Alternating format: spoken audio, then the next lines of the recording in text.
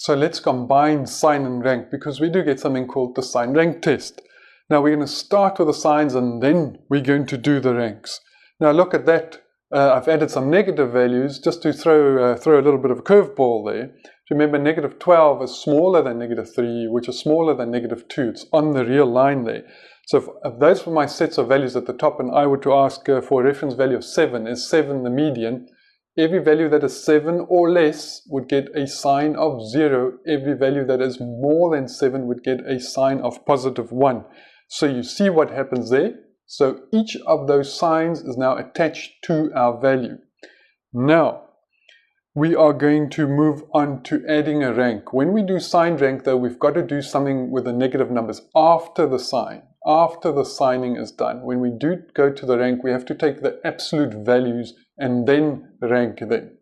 In other words, remember what an absolute value is. All the negatives become positive. The absolute value of negative 2 is this, and you see it there with the 2 lines on either side. That is this positive 2. So after the signing, you do the rank, but you do the rank of the absolute values.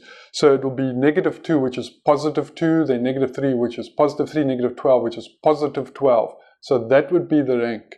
And then on that, we will add the rank. So negative 2 would be 1, negative 3 would be 2, negative 12, which is actually 12, would be third. But see, there are 2 12s now. So we've got the tie that would have been position 3 and 4. 3 and 4, 7. Divide by how many there are. There were 2. So it's 3.5 each. And we remember to jump to 5 then for the next one, as we've seen before. And then in the very last step, we're just going to multiply. Multiply sign by rank. So 0 times 1 is 0, as you see there. 0 times 2 is 0. And then we're going to have the negative 12 there, which was 0 times 3.5, which should also be 0. So you just multiply all of those, and that is what is going to be used in the sign rank test. Next up, rank sums.